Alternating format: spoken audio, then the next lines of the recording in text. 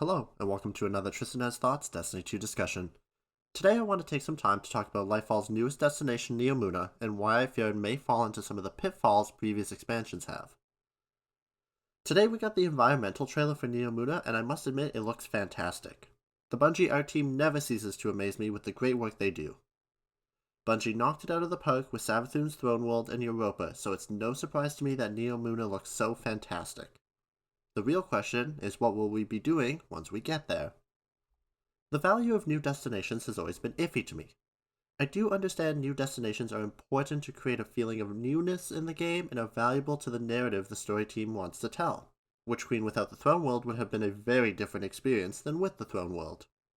My main issue is how quickly these destinations feel abandoned.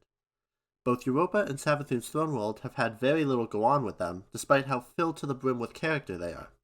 Europa has thankfully seen more use in this most recent season, but it must pale in comparison to the development time put into creating the destination. Remember the dynamic weather system they noted for Europa? They specifically spoke of how extra resources were put into the system to create a feeling of immersion. How often do we actually interact with this, though? Other than it being a bit annoying when you're trying to traverse Europa, we rarely see the system used in anything on Europa. In hindsight, it feels like a waste of resources that perhaps could have been better spent on something else. The Throne World suffers from a similar issue. Outside of the Witch Queen campaign, we've had no reason to go back to the Throne World, which is a shame. Bungie has never succeeded at making destinations feel like a core part of the game, and rather just a new background to some random activity or a strike. Yes, of course, we do have the classic public events, patrols, and lost sectors on these planets, but I'm hard-pressed to call these meaningful content. I was hoping the Throne World would present some sort of meaningful open-world content to encourage people to spend time on the destination, but it never quite hit that mark. This brings us back to Neomuna. Once again, Neomuna looks fantastic, but what will we be doing on it?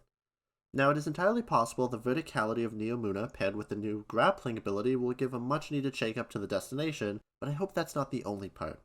Imagine a part of Neomuna that lets you enter Calus's pyramid ship. It's a high-level endgame zone that has tormentors or champions and high-level enemies patrolling in large groups.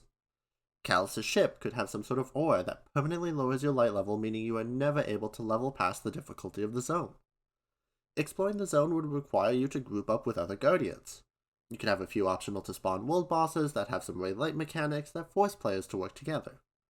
Fill the zone with unique weapons and materials to augment those weapons, and maybe have an NPC with a reputation track that awards unique cosmetics for being daring enough to venture into the zone and help protect Neomuna. This, to me, is what I think destinations could evolve into. Bungie has stated they want to push the game into an MMORPG direction, and this would be the first step in that goal. Unfortunately, at the moment, Neomuna is looking to be another beautiful destination with nothing to show behind that. Be sure to let me know your thoughts below. Do you think the grappling hook will be enough to change the formula of the destination? Do you wish to see something else on these destinations?